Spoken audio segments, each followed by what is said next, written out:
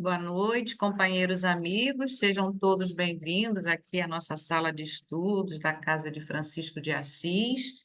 Hoje nós vamos ter a Clara de Jesus. Ela vai conversar com a gente sobre o tema do Evangelho: não se pode servir a Deus e a Mamon. Então, a gente agradece a Clara, agradece a presença de todos. Estamos passando a palavra para a Clara, para ela dar início, então, ao trabalho que ela preparou para a gente. Então, boa noite a todos. E é com muita alegria que estamos juntos e assim vamos ler a página que acabamos de abrir, que é do livro Pão Nosso, Francisco Cândido Xavier, a Psicografia, pelo Espírito Emmanuel. Contempla mais longe, porque com a mesma medida com que medires, também vos medirão. Está em Jesus, Lucas 6,38. Para o esquimó, o céu é um continente de gelo, sustentando a focas. Para o selvagem da floresta, não há outro paraíso além da caça abundante. Para o homem de religião sectária, a glória do além-túmulo pertence exclusivamente a ele e aos que se lhe afeiçoam. Para o sábio, este mundo e os círculos celestiais que o rodeiam são pequeninos departamentos do universo. Transfere a observação para o teu campo de experiência diária e não olvides que as situações externas serão retratadas em teu plano interior, segundo o material de reflexão que acolhes na consciência.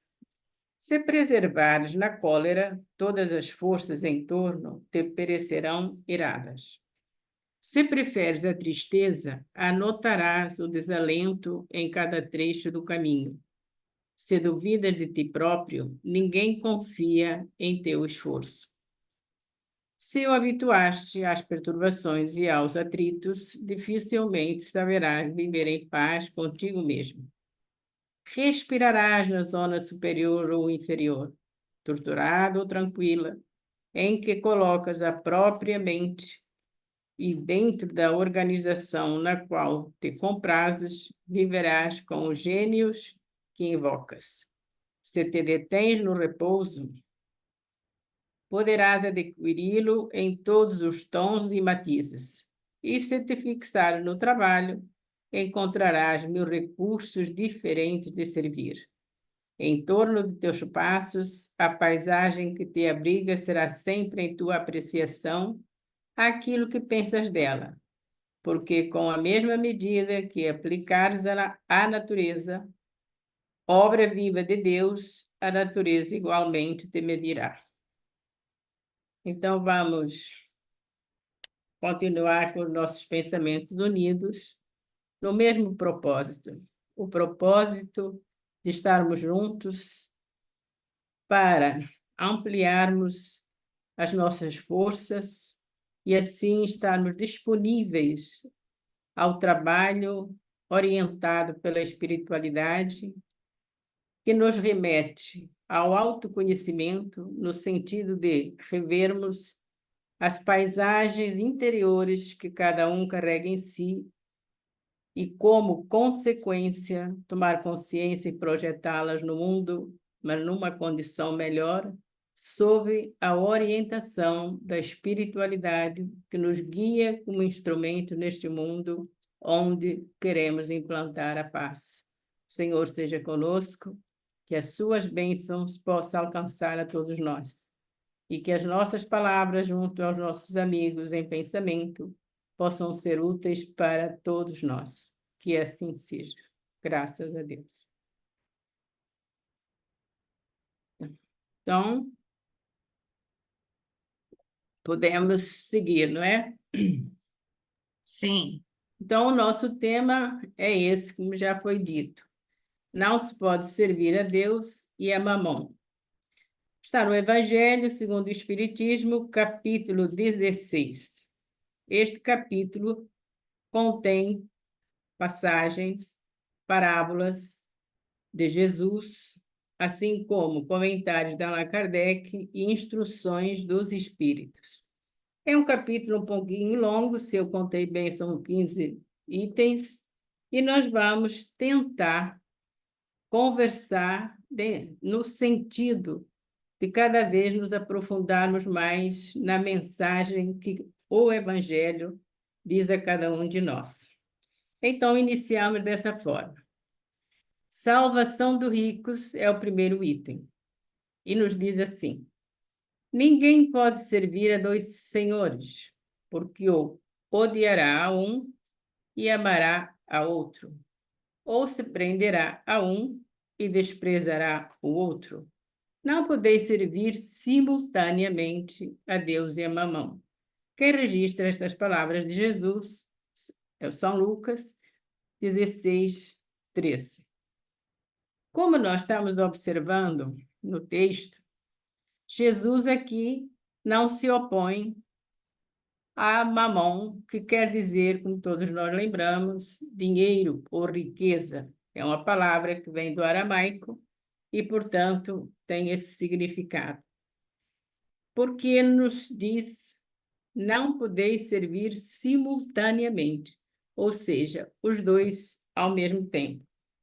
Interessante que Jesus não se opõe à riqueza, mas sim, no nosso entender, ele desperta a nossa atenção para o devido valor dos bens materiais. Jesus sabe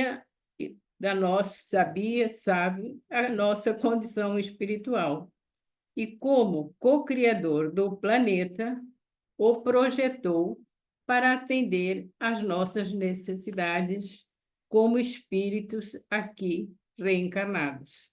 Portanto, no mundo, planeta conhecido, planeta Terra, como nós todos sabemos, ele é constituído de elementos materiais apropriados para atender às nossas necessidades como espíritos em processo evolutivo. Assim, nós todos sabemos que temos necessidades básicas para que viver.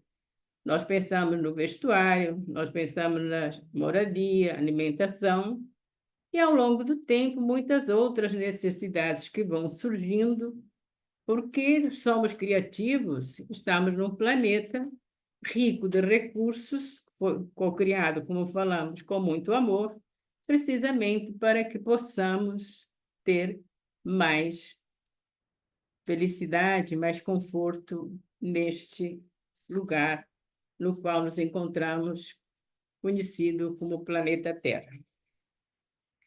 É da nossa natureza, todos nós acho que concordamos, de desejarmos a felicidade. Mas, não raro, atribuímos a felicidade às causas materiais. Jesus sabia do quanto o dinheiro, a riqueza, domina sobre a nossa vontade. Ou seja, nós nos deixamos dominar por esse meio que é a riqueza ou o dinheiro, tanto faz, que tem o mesmo sentido, e por isso nos deixamos influenciar e muitas vezes fascinar pelas regalias, prazeres que ele nos proporciona devido a vivermos num mundo muito convidativo para prazeres imediatistas. Então, Jesus nos alerta que servir a Mamon é servir ao mundo. Conscientes que precisamos de ser para usufruirmos dos recursos que a Terra nos possibilita. Mas ele nos diz que servir a Deus é servir à vida. A vida que vem de Deus. A vida que é construída com os ensinamentos encontrados nas leis imutáveis. Dessa forma, nós vamos, então, sempre buscando a felicidade. Mas, por vezes, perdemos o rumo e nos questionamos onde está a felicidade. Então, é da nossa natureza essa busca. Mas, como falamos, muitas vezes nos desviamos do caminho que nos conduz à verdadeira essência, que é o estado de paz espiritual do qual nós fomos criados.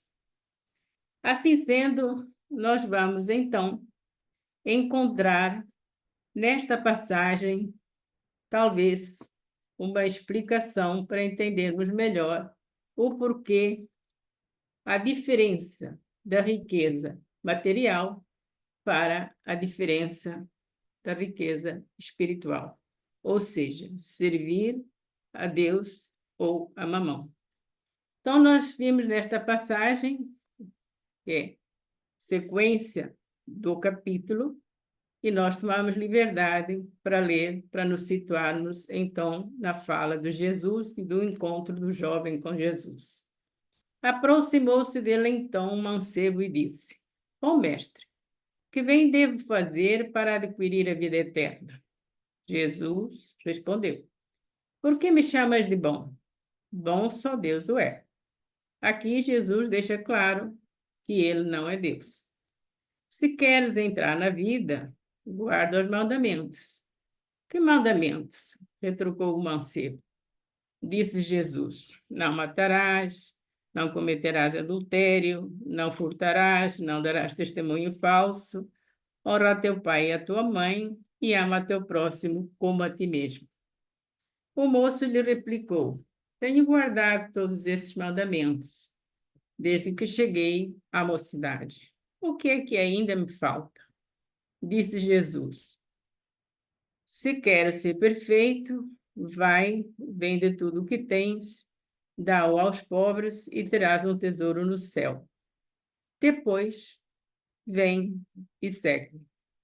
Ouvindo essas palavras, o moço se foi, todo tristonho, porque possuía grandes haveres.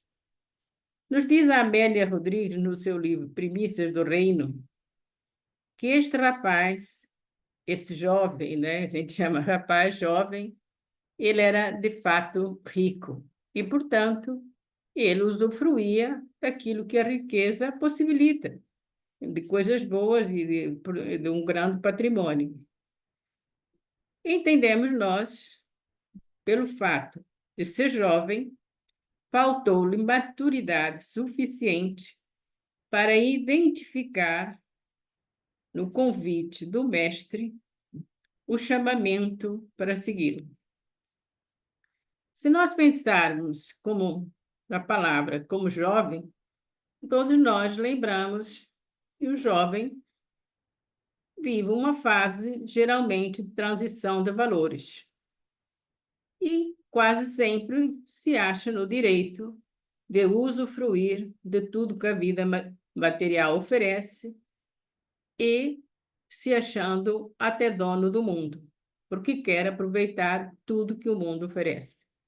Neste caso, o jovem já conhecia os mandamentos. Então, nós estamos diante de alguém que já tinha acesso ao estudo das leis divinas. Mas o que ele buscava? Talvez ele buscasse um complemento para se sentir feliz, mas não ter que doar nada de si, ou seja, não renunciar a si mesmo para seguir Jesus, que, como mestre, que não se recusou a ser chamado de mestre, era portador do caminho da verdade e da vida, que este jovem, se assim o seguisse, poderia começar a construir um novo reino, o reino dos céus, a partir da sua mudança interior. Ele se foi triste, e isto porque se foi triste? Naturalmente, para dar continuidade à sua existência, ao seu lugar de conforto que ele estava acostumado a viver. Quem quiser ler esse capítulo do livro da Amélia Rodrigues, é muito interessante, porque aí conta outros dados que são também muito interessantes. Mas o que nós podemos dizer neste momento é que o jovem tem uma sensação de incompletude, já que ele se sentia, segundo ela, sedento de paz, triste e frio o coração. Dessa maneira, Jesus o viu partir e disse aos discípulos: Digo-vos em verdade que bem difícil é que um rico entre no reino dos céus. Ainda uma vez vos digo, é mais fácil um camelo passar pelo buraco de uma agulha do que entrar um rico no reino dos céus. Uma expressão que se usava lá e, como nós sabemos, era sempre para comparar, para melhor facilidade, maior entendimento. Mas deixa que nisto também vem uma turba e um homem também levanta a voz, já que Jesus tinha dito aos discípulos: tende cuidado com a avareza. E este homem diz assim: Mestre, diz a meu irmão que divida comigo a herança que nos tocou. Jesus lhe disse: Ó homem, quem me designou para vos julgar ou para fazer as vossas partilhas? Aqui Jesus deixa claro que ele não veio para atender aos nossos meros caprichos. E aí conta uma parábola. Diz a parábola: Havia um rico homem, cujas terras tinham produzido extraordinariamente, e que se entretinha a pensar consigo mesmo, assim: que hei de fazer? Pois já não tenho lugar onde possa encerrar tudo o que vou colher. Aqui está, disse o que farei. Demolirei os meus celeiros e construirei outros maiores, onde porei toda a minha colheita e todos os meus bens. E direi à minha alma: minha alma, tens de reserva muitos bens para longos anos.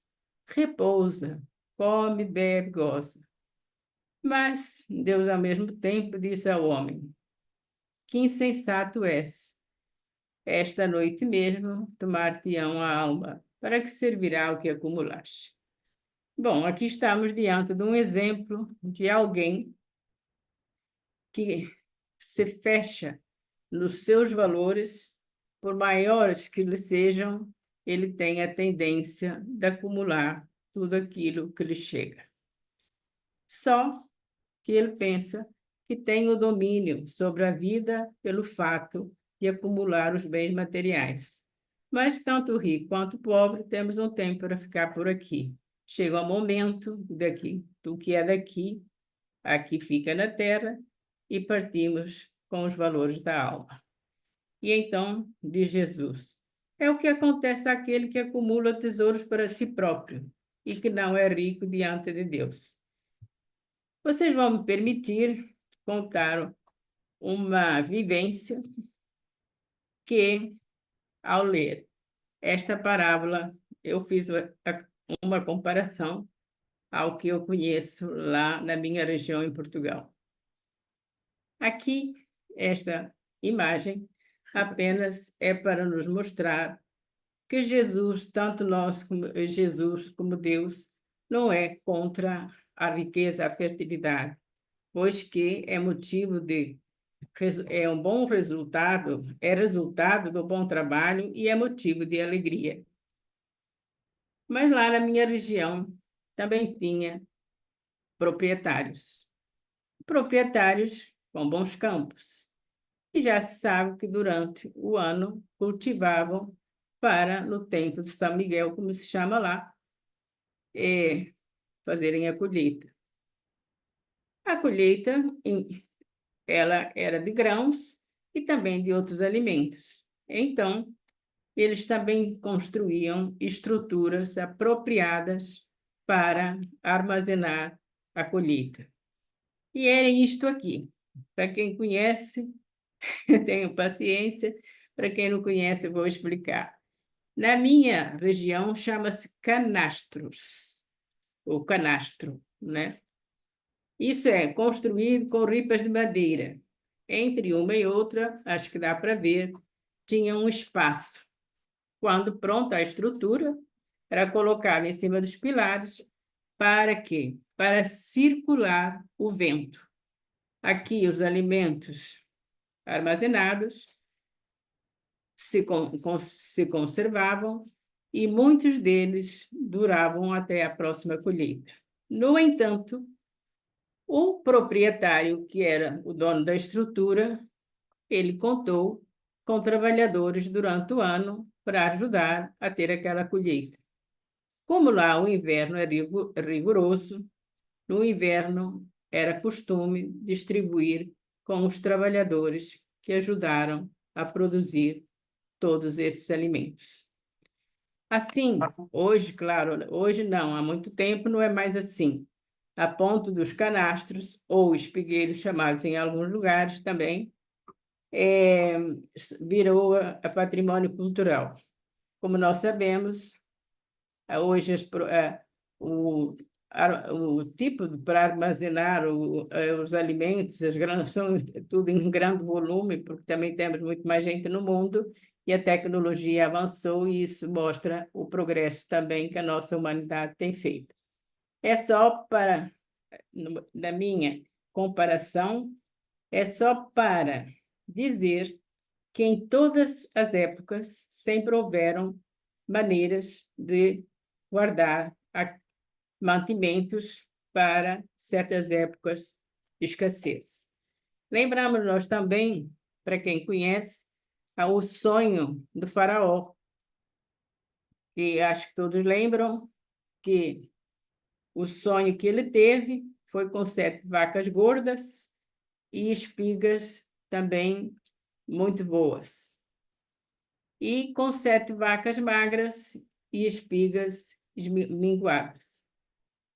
Diante desse sonho, ele ficou procurando quem pudesse interpretar para ele entender essa mensagem. O que aconteceu é que tinha, como conhecido, José, como é José do Egito, o hábito de chamar José do Egito, e ele era um interpretador de sonhos. Então, o que é que ele mostrou? Que as 7 vacas gordas e espigas boas significavam anos de abundância. E as 7 vacas magras e espigas minguadas, escassez de alimentos. Logo, ele, Faraó, tratou de armazenar também os recursos materiais para poder ter o básico para os anos de escassez. Então, isto sempre aconteceu, e isto nos mostra que as parábolas estão sempre atualizadas. Embora hoje os armazéns, os depósitos para guardar os alimentos sejam muito grandes, são numa dimensão muito maior, mas o ritmo a necessidade é a mesma. Mas o que nós queremos também ilustrar é que, quando os empresários, os grandes agricultores, qualquer um que trabalhe com produtos em quantidade, eles armazenam para servir em tempo hábil, seguindo as leis comerciais, está certo.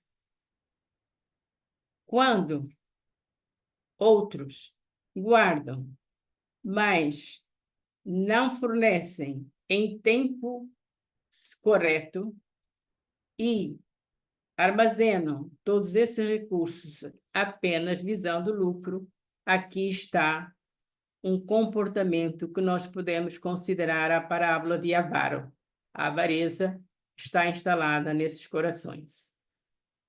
Então, Jesus nos mostra tudo isso porque ele era fértil e também chegou numa cidade fértil que se chama Jericó. E ao chegar lá, todos nós lembramos da passagem do cego de Jericó, conhecido como Bartimeu, que quer dizer filho do pai. Que é que esse Bartimeu tinha ouvido falar de Jesus e que ele iria passar por ali.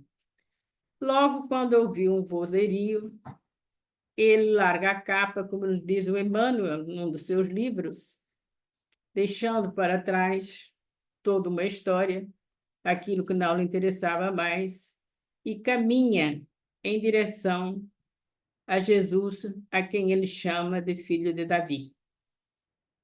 E tentaram impedi-lo, mas não conseguiram. E Jesus lhe pergunta: o que queres que eu te faça? Que eu veja. Curado, nos dizem os espíritos que ele seguiu Jesus. Mas Jesus vai passando por Jericó.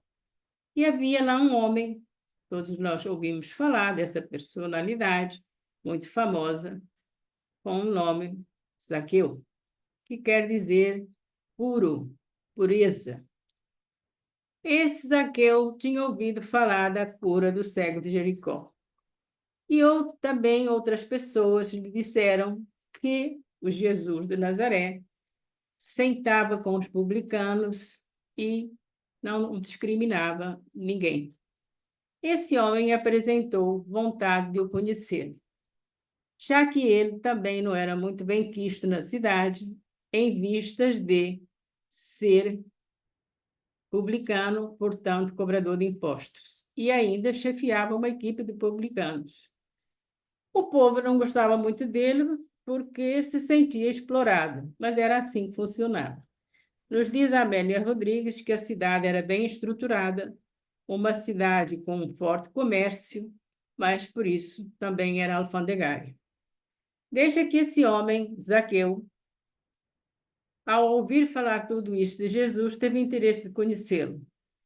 E ele era baixinho e teve uma ideia genial: subir numa árvore.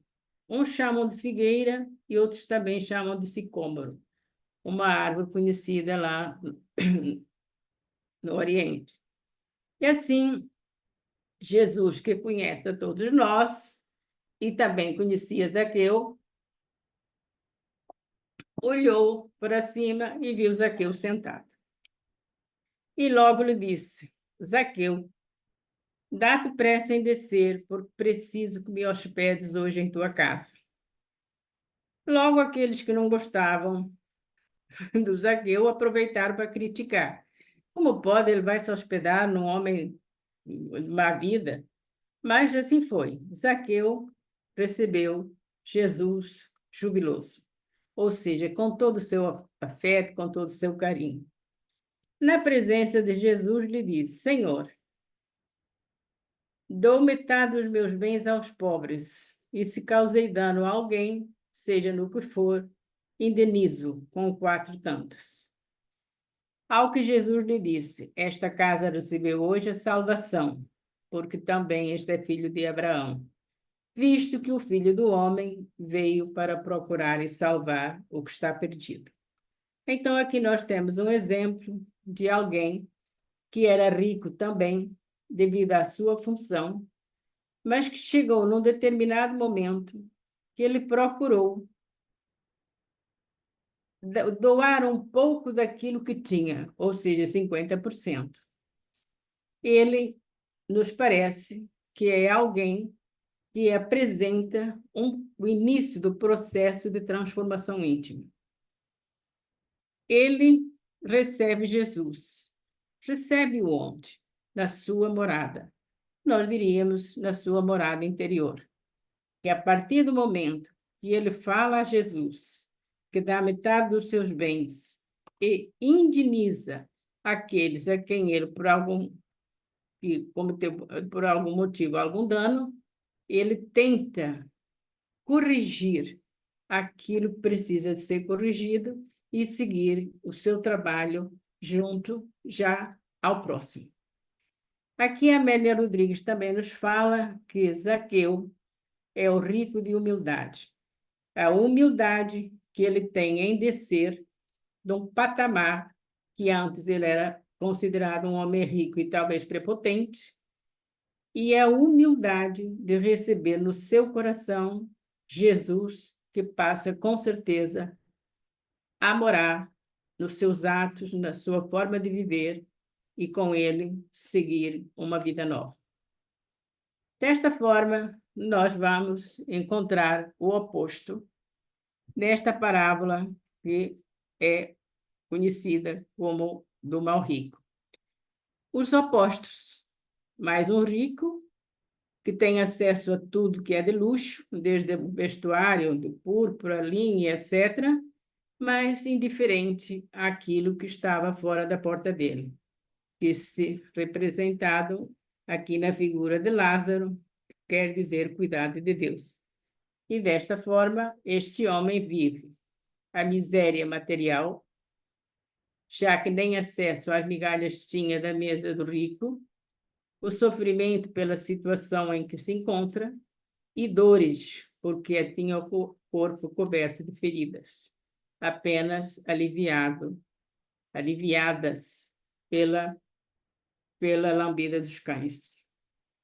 Este homem, Lázaro, passou por esta provação difícil, claro que nós sabemos que é contraída pelo próprio, mas com resignação. Veio a falecer. E como ele se libertou desta provação, ele teve como mérito habitar uma região espiritual equivalente ao estado dele e mais elevado. Assim, recebeu consolação, conforto, estava muito bem. Chegou a vez do rico, porque o rico também se encarna. Este foi o contrário. Ele foi para uma região inferior, onde tinha desconforto e que ele estava passando por grande sofrimento. Mas deixa que ele conhecia Abraão. E olhou para cima e viu que Lázaro estava muito bem. Então ele pede a Abraão que mande Lázaro, molhar os seus dedos para molhar a minha língua, porque estou morrendo de sede neste tormento. Para quem quiser, era conhecido como inferno, mas é isso. E então, pai Abraão, quer dizer também pai de todos, disse: não, entre vós existe um abismo, não dá para Lázaro fazer isso. Então ele suplica mais uma vez: então manda Lázaro à casa do meu pai, onde tenho 5 irmãos, para lhe dar testemunho do que eu aqui estou passando. E o pai Abraão respondeu: não, também não pode. Eles lá têm os profetas, tem Moisés e os profetas, e os ouço. Se eles não escutam os profetas nem Moisés, como é que vão acreditar num ressuscitado? Bem, esta parábola nos inspira o seguinte: que este homem, o rico e o Lázaro, representam a desigualdade social que ainda nos nossos dias é muito forte, gerada pela indiferença que tem a ver com a falta de sensibilidade de perceber o outro como ser humano igual a nós. Então, ela representa o que cada um constrói da sua própria vida. Mas aí nós também podemos fazer uma pergunta. Mas, afinal, ele está num lugar difícil, num lugar ruim, com chamas. Será que ele vai ficar lá para sempre, eternamente? Não. Nós conhecemos, pela doutrina espírita, a lei da reencarnação. Então, todos teremos a oportunidade de aprendermos aquilo que nos falta. No caso aqui, os sentimentos mais apurados para poder, ao menos, olhar ou visitar o Lázaro da sua nova morada. Mas é interessante que a parábola fala-nos do abismo e da dificuldade dos espíritos virem avisar no caso, Lázaro vir avisar os irmãos para que não viessem a passar o mesmo que ele. O abismo nada mais é que a diferença do grau evolutivo dos dois.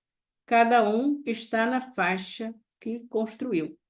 Então, não há como ultrapassar essas fronteiras, por mais que o pai Abraão quisesse. Esta é a lei natural de Deus. Desta forma, nós vamos chegar, então, à parábola dos talentos, que é a parábola da multiplicação. Entendemos nós que os talentos são os recursos de Deus, confiáveis a cada um conforme o grau evolutivo no qual se encontra. Então, o primeiro recebe 5 talentos, também é conhecido como dinheiro, outros como a medida de ouro. O segundo recebe 2 e o terceiro recebe 1. Como nós vimos, é o Senhor, dono da vinha, que saiu e entregou isto aos seus servos. E lhe disse: quando eu voltar, eu vou saber o que fizeram com os talentos que ele adiantou a cada um. Jesus conta isto comparando o Senhor a um dono da vinha que precisou de viajar. Então, como nós vimos, o primeiro multiplicou, portanto, 10 talentos. Quando o Senhor chegou, apresentou o dobro. O segundo, a mesma coisa. E o terceiro, coitado, esse aí não entendeu nada, eu não estava pronto para fazer nada, enterrou o talento. E quando o Senhor chegou, lhe disse: Senhor, sei que colhes onde não semeias, por isso enterrei o talento e agora aqui está. Foi chamado de quê? De preguiçoso e mau servo, enquanto os outros 2 foram chamados de bons servos e fiéis. Entendemos nós que o primeiro está iniciando o seu processo evolutivo. O segundo já está consciente do processo, sabe que precisa trabalhar, que depende dele para poder desenvolver capacidades e cada vez ter mais mérito da confiança de Deus. E o primeiro é aquele que já atingiu um estado de completude e que, ao receber os recursos de Deus, ele sabe aplicá-los em favor de todos. Temos muitos exemplos para aqui citar. Francisco Xavier, Divaldo, Francisco de Assis, tantas personalidades, tantos espíritos têm vindo até nós para nos dar o exemplo e nos relembrar os ensinamentos que nós acabamos de ver, trazidos por Moisés e os profetas, que nunca faltaram a todos nós aqui no planeta para relembrarmos os ensinamentos de Deus. Mas eu vou ficar com a irmã Dulce, que teve a visão de que no lugar de um capoeiro, um galinheiro, ela construiu um hospital. Então, entendemos nós que aquele que já sabe multiplicar os 5 talentos é aquele que está pronto e trabalha na vinha do Senhor. Seguindo nesta sequência do Evangelho, deste capítulo grandinho, nós vamos então encontrar as palavras esclarecedoras do Allan Kardec, que retoma a passagem do jovem e diz: se fôssemos considerar o que Jesus disse ao jovem, vai, vende tudo que tens, ele seria mais um pobre e a riqueza distribuída, quando não iria também resolver nada. Seria contra a lei do progresso, já que voltaríamos à condição do mundo primitivo, que a partir do momento que temos consciência da utilidade providencial da riqueza, que está a hora das provas da riqueza e também na miséria, nós entendemos que os recursos materiais usados corretamente são para desenvolver o próprio planeta e a cada um de nós. Espíritos simples e ignorantes, assim criados por Deus, ignorantes, desprovidos de saber.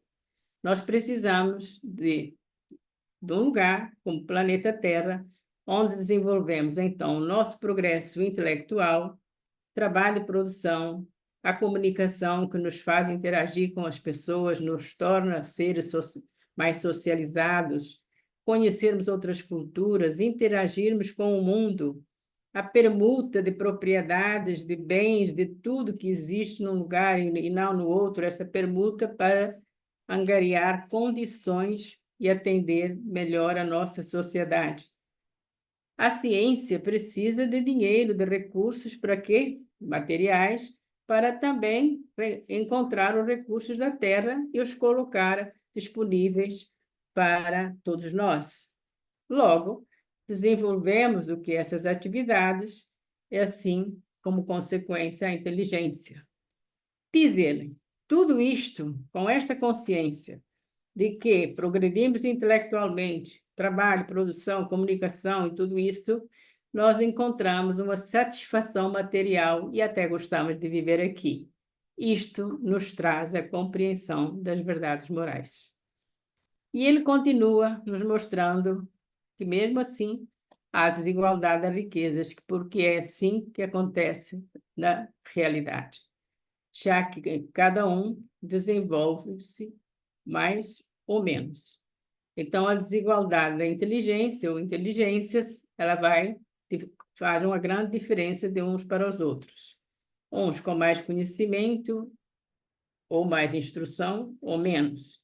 E aqui não nos referimos às universidades, mas sim à experiência, vivência de vida. Logo, diversidade de caracteres. Cada um se apresenta com a sua singularidade. Assim, as aptidões. O desenvolvimento de tais habilidades são experiências intransferíveis. Por mais que a gente queira montar um método e querer ensinar os outros, pode até aprender teoricamente, mas o sentimento com que vai viver aquele ensino é único, é de cada um. Assim, a riqueza torna-se desproporcional ou concentrada. As desigualdades a serem amenizadas com distribuição da renda, como investimento público na saúde, educação e etc., é a nossa e deve ser a nossa meta. E aí os espíritos então vão nos dizer, para termos, nos mostram o que é a verdadeira propriedade. E aqui eu vou contar mais um caso de uma senhora portuguesa, todos com certeza vocês conhecem, e que o Manuel Filomeno de Miranda, no seu livro Tormentos da Obsessão, se refere a ela. Psicografia, claro, do Divaldo Pereira Franco. Ele se refere à rainha Santa Isabel, assim conhecida em Portugal. Quando ela vivia, esposa do rei, claro, ela era rainha, e o rei se ausentava. E na ausência do rei, ela enchia, como se fala lá, o avental enchia a vada de alimentos e ia para a rua distribuir aos pobres. Deixa que o rei não gostou nada de saber daquilo que ela estava fazendo e um dia resolveu surpreendê-la. Então, ela morava no castelo de Leiria, descendo a rampa, o rei lhe aparece de surpresa. E lhe pergunta, senhora, que levas aí? E ela disse, são rosas, senhor. E ele disse, ué, rosas em janeiro? Coisa muito difícil, porque é muito frio. E ela abre, então, a abado, que se chama assim lá em Portugal, é o avental, com os mantimentos, e os mantimentos foram transformados todos em rosas. Aquilo tornou-se conhecido e, como nós sabemos, era dito como um milagre. Essa senhora mais tarde veio a ficar viúva e dedicou-se à vida cristã. Então, por que estamos dizendo a verdadeira propriedade? Ela era uma praticante da caridade quando nesta encarnação. Quando voltou ao plano espiritual, nos diz Manuel Filomeno de Miranda que ela ordena uma caravana da qual os espíritos que trabalham com ela são especializados em libertação magnética. Como é que funciona? Eles vão a determinadas regiões pantanosas e ali, quando tem espíritos precisando de socorro, eles lançam uma rede e, à medida que estão prontos para receber esse auxílio, eles vão sendo capturados e encaminhados ao Hospital da Esperança, e onde o Manuel Filomeno de Miranda está escrevendo, está nos informando o que se passa lá, e ali são tratados e depois, então, são encaminhados e orientados para próximas encarnações, cada um para o seu próprio destino. Aqui está um caso de uma senhora que entendo que ilustra muito bem a verdadeira propriedade. São as nossas virtudes, conquistas individuais. Claro que disponíveis para todos nós. Como estamos falando para um grupo de mediunidade, acho que é um livro muito interessante para quem conhece, para quem quiser rever, ou para quem não conhece, se interessar por ler, que é muito interessante. Logo, nós vamos entender, então, o emprego da riqueza, que deve ser feita como uma prática da caridade, com amor. A caridade, muitas vezes, achamos que é só dar alguma coisa que nos sobra, que a gente não precisa mais. Não. Os espíritos informam que não é assim. Deve ser a prática da caridade implica no amor. Assim construiremos o mundo com solidariedade, fraternidade, solicitude, que é o amar ao próximo como a si mesmo, que vai de encontro àquilo que Jesus orientou. Buscar primeiro o reino dos céus e o mais será acrescentado. Servir a Deus e a Mamão já vimos, e que isto nos conduza, então, a um comportamento de desprendimento dos bens terrenos. Quer dizer, desapego, foi o que o jovem não teve, a amplitude de consciência nos traz equilíbrio moral e espiritual e a nossa capacidade de amar. O amar ao próximo como a si mesmo, que consiste na ética, valores morais, aquisições espirituais e que temos como orientação amar-vos e instruir-vos. Este é nosso caminho, é a nossa meta. No final, temos então transmissão da riqueza. E nos diz assim: o princípio segundo o qual é apenas depositário da fortuna de que Deus lhe permite gozar durante a vida, tira ao homem o direito de transmiti-la aos seus descendentes? Não. Quando nós construímos um patrimônio material, é lícito deixar para os nossos herdeiros. Mas os espíritos nos alertam. É considerado um patrimônio justo quando nós o construímos sem prejudicar o outro.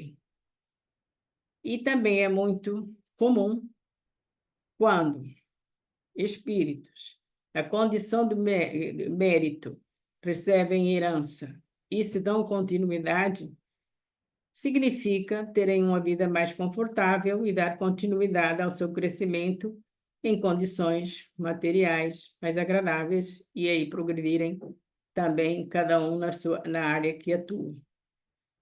No entanto, também não é raro que muitas vezes os herdeiros, porque aquela herança não foi construída com o devido sentimento, com a consciência de sermos usufrutuários dos bens materiais, que eles a nós não nos pertencem, mas pertencem a todos, esses herdeiros, de repente, dispersam grandes fortunas. Isso também é bem comum aqui no nosso plano da Terra, já que vivemos muitos valores transitórios. Então, aqui estamos diante de um tema que, sem dúvida nenhuma, foca a nossa relação com os poderes do mundo, que significa os poderes materiais, e que, por vezes, nós abusamos desse poder, desse direito, e damos vazão, então, ao nosso orgulho, ao nosso egoísmo, à nossa prepotência, e, por vezes, também nos fechamos nos valores pessoais, emocionais, espirituais, sem compartilhar com outrem. Ou a chamada de atenção, nos parece, de Jesus, chamada da nossa atenção para prestarmos atenção, na verdade, ao chamamento dele, consiste em ouvir e entendermos que todos nós somos construtores do reino dos céus na terra, principalmente neste momento de transição que nós vivemos. Cada um é chamado a dar a sua cota, a sua participação, para que, de fato, este mundo atinja um estado de mais qualidade de vida e assim nós podermos nos considerar trabalhadores, colaboradores da seara do Cristo, que veio até nós para nos mostrar o caminho para nos mostrar o caminho e como aprender a viver nesse caminho de chegada ao Pai que nos aguarda. Mas como estamos próximos já do final, ainda faltam uns minutinhos, nós vamos contar mais uma experiência pessoal. Ao refletir neste estudo, e agradeço muito, foi uma grande oportunidade, porque sempre a gente aprende alguma coisa e, aumenta o nosso cuidado com a responsabilidade. Tudo isso é um aprendizado ainda nesta condição que me encontro. Então, lembrei de duas personalidades muito queridas a todos nós, que nasceram em berço rico, até uma certa faixa de idade. Quando jovens, eles renunciaram à riqueza material para ingressarem na vida que constrói o mundo do reino dos céus aqui na Terra. Nós vamos saber logo que se trata de Clara e Francisco de Assis. Não estou aqui para falar da vida deles, até porque não é o estudo. Todos nós conhecemos já bastante a vida deles. O que me chamou a atenção é os dois nascerem em famílias abastadas e renunciaram em tempo certo ao conforto material para se dedicarem à vida crística. Como nós sabemos, a construção de vida que eles fizeram, que é um grande legado para todos nós em humanidade. Mas a experiência pessoal é que eu tive a oportunidade, em família, de ir lá a Assis. E lá encontramos uma menina italiana, que se tornou nossa amiga, que mora a 1h30 de lá de Assis. Era a segunda vez que ela ia lá. Então, ela veio lá nos visitar. Estava um dia como o Sr. Alberto gosta, frio, chuva, que não peguei tanto frio em lugar nenhum como lá naquele fim de semana. Bem, mas a menina veio lá nos visitar. E depois andarmos por um lado e por outro.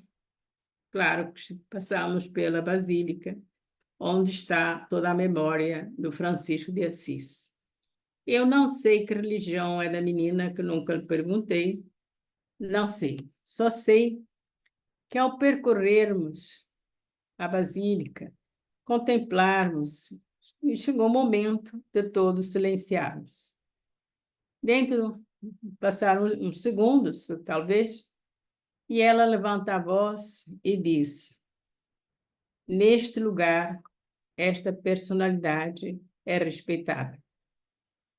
Bom, dali nós conversamos mais um pouco e ela ainda nos disse: se vocês quiserem, não é muito longe daqui, eu levo vocês a um lugar onde o Francisco de Assis ia meditar, fazia lá os seus retiros. Claro que nós aceitamos e fomos. Estas imagens se encontram no YouTube, sim, no YouTube, na internet. Claro que hoje é um pouco modificado, mas o caminho é esse, de chegada. E o frio e vento continuava, já que fica lá no monte, bem friinho naquele dia. Então ela nos mostrou aqui o lugar onde ele meditava. Na gruta, como nós estamos vendo, com discípulos, com os discípulos que iam, às vezes todos, outras vezes não, segundo ela, e onde ele dormia, que é na gruta, que tem aqui a caminha de pedra. Eu não desci, mas vim de fora, porque no momento não estava muito bem, e eu senti um pouco de receio de passar por um lugar assim um pouquinho abafado. Mas deu para eu ver de fora, o Alex e a menina foram, sim. E aqui, então, ele dormia, passava temporadas, e na outra gruta mais fechada meditava.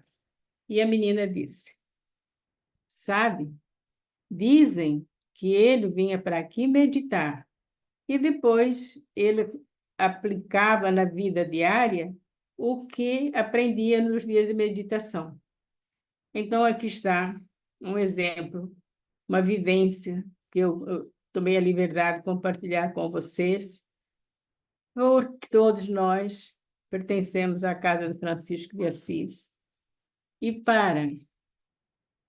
ao menos para mim, mostrar que o dinheiro, até uma certa idade, não foi o problema. Mas quando os espíritos estão prontos, amadurecidos, eles nem renunciam. Eles simplesmente sabem que têm condições de se tornarem, como a parábola dos talentos, usarem os 5 talentos e multiplicá-los num legado favorável para toda a humanidade. E deixo com vocês a última frase de um conferencista que disse o seguinte: quando, na presença do Francisco de Assis, nós sentimos a presença do Cristo. Quando, na presença da Clara, no seu olhar, sentimos a luminosidade de Deus. Então, ao Francisco de Assis, ao olhar de Clara, em nome de Jesus, de Deus e de todos os nossos amigos espirituais, e vocês em grupo, que dão oportunidade aos trabalhadores para crescer juntos na seara do Cristo, eu peço que esta luz fique nos nossos corações, a brilhantar as nossas mentes, para podermos enxergar o caminho correto que nos conduz à grande seara da vida, que é Deus, que nos aguarda a cada um com a sua singularidade. Muita paz e muito obrigado por estarmos juntos nesta noite.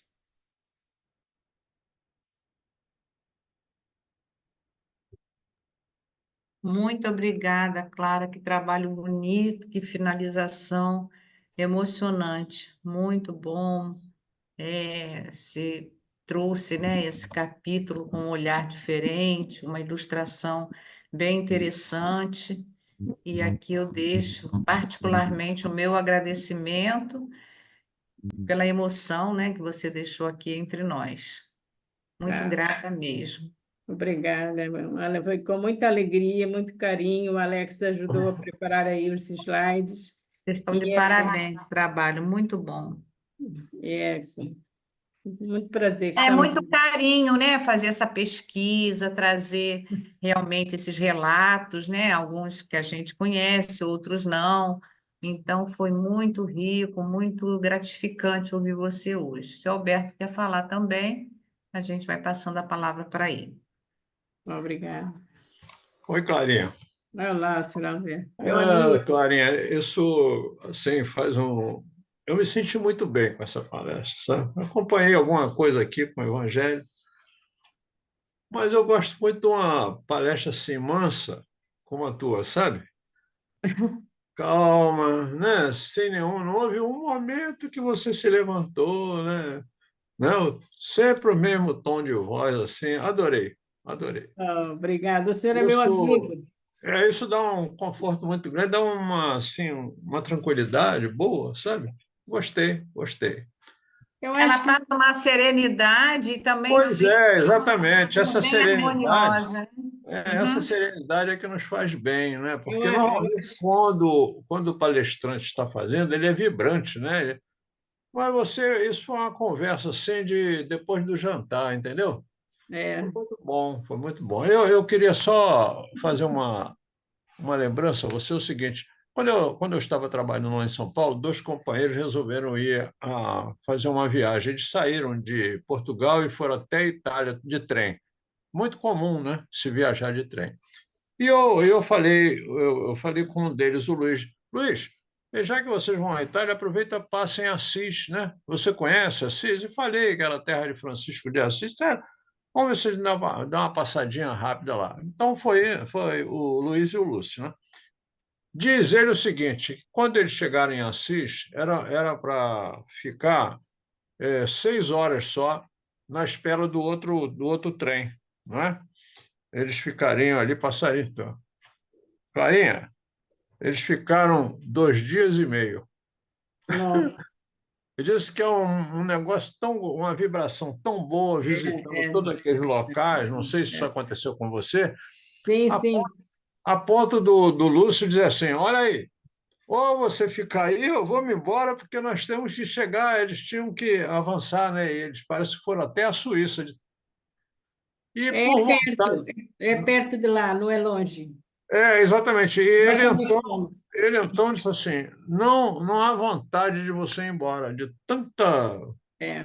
É uma vibração muito forte. Exatamente. A da Clara é a mesma coisa, estamos falando agora assim com mais intimidade, porque não é pelo fato de ter ido lá, foi uma oportunidade que o nosso filho trabalha lá perto, quer dizer, em Milão, e nos levou lá. Foi um presente que ele nos ofereceu, pudemos ir. Então, eu tive uns sonhos antes, etc, etc, e eu digo assim, bom, gente, eu disse para o Fábio, o melhor presente que eu podia receber foi este.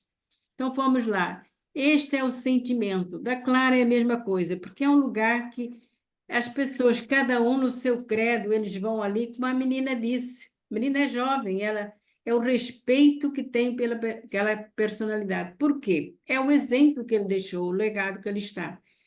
Então, realmente é muito interessante. Quanto à serenidade, sabe, senhor Alberto, teve um tempo que eu me afastei um pouquinho, que eu disse, eu não tenho condições de estar falando para o grupo do Francisco de Assis, porque, quem sou eu, essa coisa assim. Então, como sempre está na cabeça, é o seguinte, eu não tenho nenhum compromisso em ser oradora de vibrar, de nada. Eu tenho que procurar ser a Clara. Se a Soninha me convidou e eu disse, olha, Soninha, não sei, vou pensar. Mas diante do tanto carinho, do convite carinhoso que ela me disse, que ela me fez, eu disse, olha, Soninha, pela confiança eu vou fazer. Então, mas é fato que vocês, a Casa de Francisco de Assis, tem essa característica. Eu sempre disse isso e afirmo. Há muito carinho, muita receptividade. E esse é o trabalho da Vinha, que dá oportunidade aos que têm o primeiro talento, segundo e por aí vai, né? Como eu entendo. Então, o que importa, acho que é assim, é termos oportunidade de, através do estudo, cada um, no que ele atuar, nas atividades que ele exerce, aprender a ser ele mesmo. Não precisamos de grande Certo. festa, de grande coisa. Seja você e trabalhe o coração, como eu acho que fez o Zaqueu. Começou a entrar num processo de transformação, de mudança, para ser chamado pela Amélia Rodrigues, rico de humildade. Chegaremos lá. Muito bom. Muito Muito obrigado, obrigada. viu? Muito Nada. obrigado por essa palestra assim, tão tranquila, tão massa. Muito obrigado. A Isso. Vamos para os vibração, médios, vamos para os médiums. a vibração foi muito boa. Obrigada. Fica com Deus. Deus te abençoe, meu. Obrigada, e a todos também. Alguém gostaria mais de falar, de perguntar alguma coisa clara? Cadê a Belinha? A Belinha está aí? Acho que não. Claro que estou, claro que eu estou. Estou bem acompanhando Sim. Clara e fiquei emocionada. Lembrei de quando também eu pude ir lá comparecer, que não fiz nem metade das incursões que ela conseguiu fazer, da maneira que ela fez, né? Mas o ensinamento ficou. Realmente é isso aí que a gente sente, essa vibração fora do comum, né? Lá naquele ambiente. É verdade. Então, Clarinha, valeu, obrigada por Oh, isso que o seu Alberto falou, essa leveza de trabalho. Muito beijinhos. bom, muito necessário para a gente, nesse mundo conturbado que a gente vive, É, sabe? Parar durante 50 minutos, uma hora, e ouvir tudo isso, voltar no tempo, lembrar dos nossos estudos, isso foi muito importante. Muito obrigada. Que Jesus e Francisco continuem sustentando você e seu braço direito ou braço esquerdo, seu outro braço, é o Alex. o Alex. Um Alex, abraço, beijo para vocês, tá? obrigada, boa noite. Clarinha, que presente que você nos deu. Que Oh, alegria. Verinha, A minha Verinha. terça-feira está diferente, né? Aliás, a minha terça-feira está muito boa. Final feliz para mim. Eu estou muito. Obrigada, Vera. Ela é muito, a Verinha sempre teve uma estima muito grande, eu agradeço muito. E em respeito a vocês, que eu sinceramente me esforço assim, gente, sei lá, o meu português, será que vou ser entendida? Será que não? Mas isso vai dando força para a gente seguir. Com certeza. A Patrícia também quer falar. Fala, Patrícia. Eu Patrícia também quero Silva. falar. Eu Quem? também. Eu, Sônia. Sônia, Eu, pode falar, Sônia. Clarinha, eu sempre não te falei que você tinha que voltar, que você tinha que fazer uma palestra na época. Eu sempre não te falei isso. Então, Sim, tá aí a resposta, tá? obrigada. Um Obrigada. beijo no seu coração, querido. Para você também, Bri- obrigada. Obrigada, Sônia. Vai, Patrícia. Pode falar. Não, Irani, desculpa, eu passei uma mensagem no privado para você olhar o chat. Ah, tá. Vou olhar rapidinho. Ô, Belinha, quer fazer a prece para a gente? Eu vou ler aqui o que tem no chat. Boa noite, boa noite, boa noite, boa noite. Aí a Selma diz que foi excelente aula e a cada dia aprendemos mais um pouco. A Sônia, que belo estudo. Clarinha, gratidão. O Roberto também. O Marco Craveiro, obrigada, Clarinha, pelo abençoado estudo. Que todos tenhamos uma semana abençoada. Andréa Queiroz, foi um suave estudo. Maria Luísa, obrigada, Clarinha. O final tocou muito nossos corações. Patrícia Silva, boa semana. Marco Craveiro, gostaria de excepcionalmente hoje pedir que todos possam orar pelo Cláudio, conhecido como Salim, aqui em Gianópolis, que infelizmente retirou a própria vida de sábado para domingo, o último, com certeza, está precisando de muita oração. Tá bom. Então, tá bom. Estão lidos os recados e a Belinha vai fazer a prece para a gente. Belinha, envolve o nosso irmão Cláudio, né? Uhum. Nas nossas Desde já, vibrações de carinho, nosso desejo que ele possa receber o acolhimento e assistência que esteja necessitando. E mais uma desde vez, já. obrigada, Clara e Alex. Obrigada. Boa noite. Aguardem o próximo convite. Ok, obrigada. Então é isso, companheiros. Com certeza, o nosso irmão Cláudio, já pela intenção de quem pediu por ele, já está participando, né, através das vibrações amorosas e boas que nós recebemos aqui. Aí eu estou trazendo a oração, essa música é uma oração, né? Agradecemos, Senhor, esses momentos de paz. Nós nos sentimos aqui em vibrações fraternais. Na estrada da vida, conduz-nos ao bem, à alegria ou à dor, e na dor. Seja o amor a nossa bandeira de luz. Amado Mestre Jesus, aqui estamos nós, profundamente emocionados, agradecidos pela ambiência ao nosso redor, que está se multiplicando por cada lar que está participando desse trabalho. São muitas bênçãos, Senhor, muitos favores que a espiritualidade nos concede. Então, nós somos eternamente gratos e aproveitamos esse momento para pedirmos mais uma vez pelo espírito de Cláudio, para que a luz, para que Maria possa acolhê-lo lá no seu trabalho grandioso. É isso, Jesus, a nossa gratidão eterna pela oportunidade de aprender para podermos amanhã dobrarmos os nossos talentos, as nossas moedas. Coisa boa. Fica conosco, Muito Jesus e tempo. Francisco, hoje, agora e sempre, graças a Deus.